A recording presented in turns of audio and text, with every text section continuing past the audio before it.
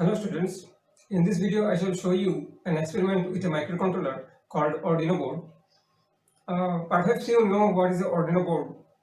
Arduino board is a microcontroller board that contains a microcontroller and along with other circuits that are necessary to program a microcontroller and get output data from it. Okay, so in one sentence if I say a microcontroller is a chip, a computer chip that contains a small memory, flash memory, a small RAM and a small processor, and it can do specific computer task that can be done with the help of a big computer but in a very limited manner. Okay, so in physics experiment we use these microcontroller boards because in many circumstances we feel that some data are to be acquired automatically. You cannot do manually various experiments, and it is necessary to get the data automatically. So in those circumstances we use such microcontroller boards such as Arduino Uno, Arduino that Pi is there, and ESP32, these are there. There are various other boards that has come into the market nowadays. I shall show you just one experiment from using Arduino Uno in this video, and explain you how we can use it for various purposes. In Ramanuj Gupta Degree College, we use it for various experiments, and if you take admission in our college, you will know these experiments in detail. Okay, so let us go to the experiment. So this is the Arduino board that I was talking about, Arduino microcontroller board. This particular version of Arduino is Arduino Uno that you can see here, it is written. And there are other boards like Arduino Nano, Arduino Dio, Arduino Mini, like that. And for particular this experiment I have chosen this because this is easy to explain in this board, and this is also much cheaper board. You can get this Arduino board on Amazon of around 400 to 500 rupees, and you can always buy this from other stores, other electronic stores. So as you can see, there are various pins here. This set of pins are analog input pins. As you can see that A0, A1, A2 up to A5. Through these analog input pins you can give analog voltage as input to this microcontroller. It can read analog signals, but this particular board cannot give analog output signal. It can read input signal as analog, but output signal it will always give in the form of digital signal. Now these set of pins are power pins. Here you can give V in where you can give input power, 5 volt to 9 volt generally given, and ground is connected to the ground, that is 0 volt, and you can also get regulated output 5 volt, 3.3 volt from these two terminals, adjacent terminals. And the terminals that are given here on the other side, these are digital input and output pins, where you can get both input and output in the form of digital signal. If you have your signal in the form of 1 and 0, that is digital signal, then you can directly give the input from this side, that means on these terminals. And also any signal that this microcontroller can give as output will be available here. That means this will be always digital signal, not analog signal. And there are other ports such as ICSP, where you can connect your computer to this board through ICSP protocol, and this USB port has been given to connect the board through USB connection with the computer. And there is a particular cable that is supplied with this board. This is called A to B cable. This terminal is known as B terminal, and this is A terminal, known to you I think. And this terminal can be connected here, and the other terminal goes to a computer USB. Okay, so through this connection, USB connection, you can program this microcontroller for the specific purpose that is needed, and also you can get output signal to the computer through this USB. You do not require to use these digital pins for the output. You can get directly output through this USB.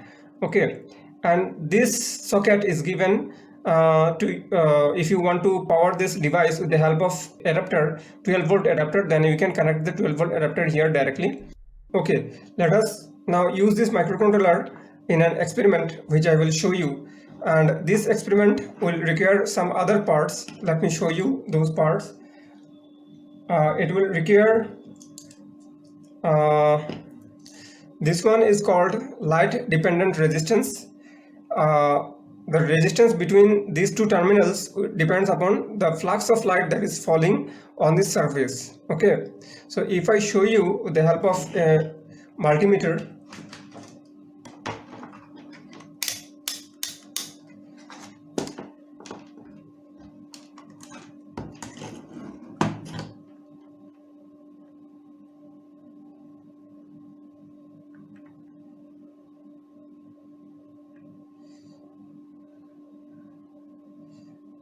see, now it is showing about 8 kilo ohms of resistance between two terminals. Now if I cover the surface with my finger, you can see that it has increased. Okay, so if the flux is more, light flux is more, then the resistance is less. Okay, so inverse relationship with the flux of light. Okay, so we can use this device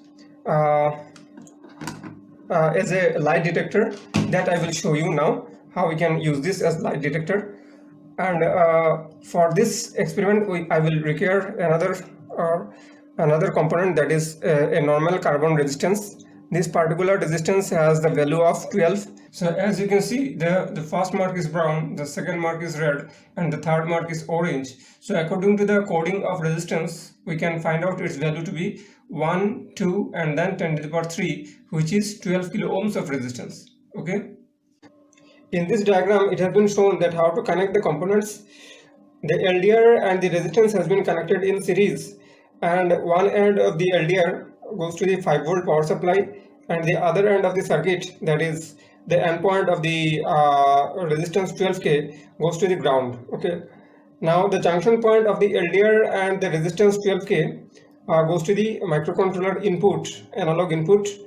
Now what happens in this case is that when a beam of light will incident on the LDR surface, that will decrease the resistance across the LDR, and as a result current through the circuit will increase.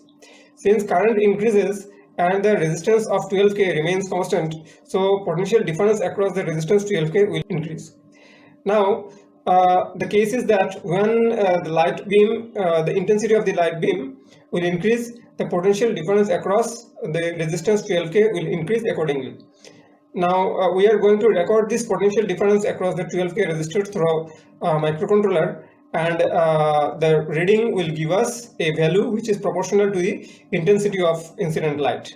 Okay, so I have constructed the circuit on breadboard here. As you can see that this is LDR and this one is the 12K resistor. These are connected in series, and one end of the LDR goes to the 5-volt regulated powers from the Arduino, and the other end goes to the ground. Okay, as you can see here, and the junction point of the LDR and the resistance has been connected to the A0 input, analog input of the microcontroller, Arduino microcontroller. Now we are going to program this microcontroller with the help of which we can record the readings. Okay, so let us see how that is done. Now I am going to connect this Arduino Uno board to my computer through this USB connection. So it has connected. Now I'll have to open the IDE.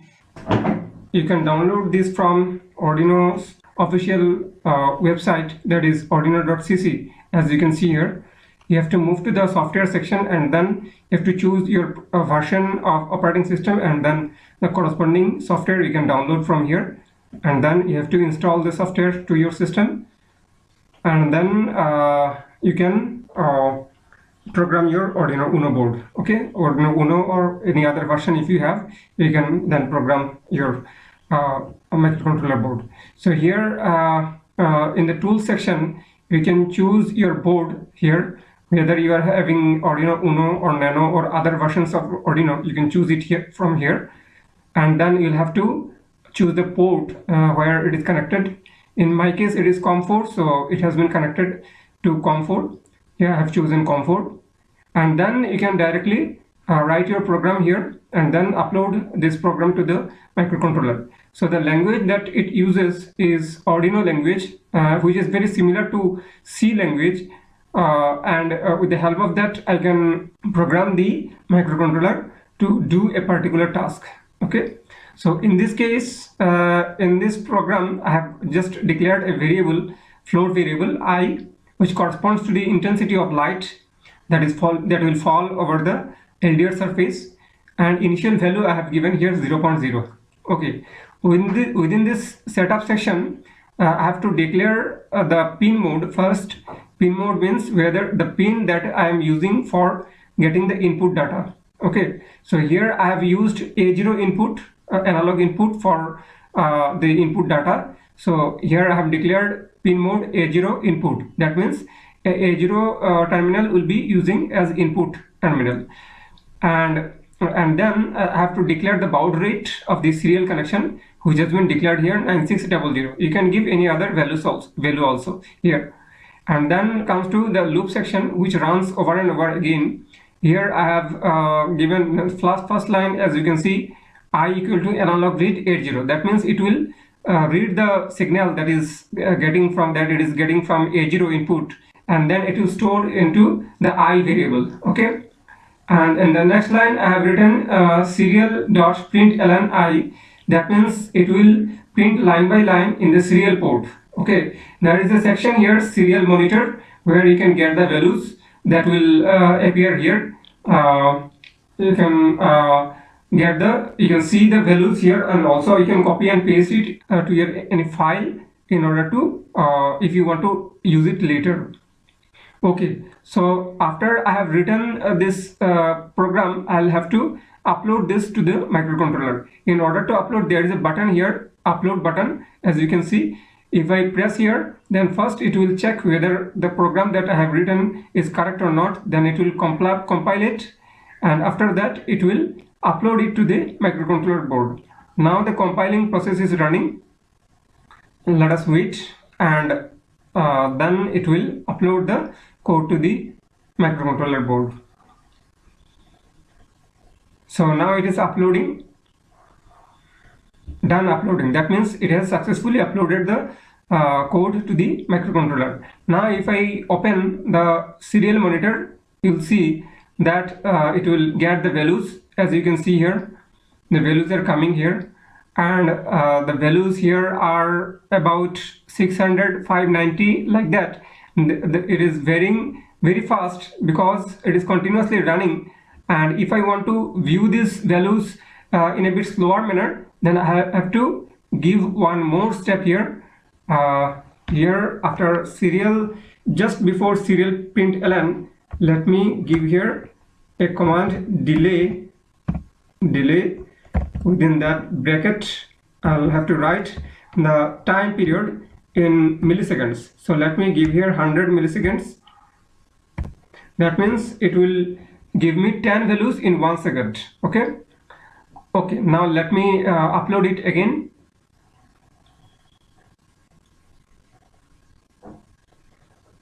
So it is uploading now. It is uploaded. Okay, let me again open the serial monitor and let us see what has changed.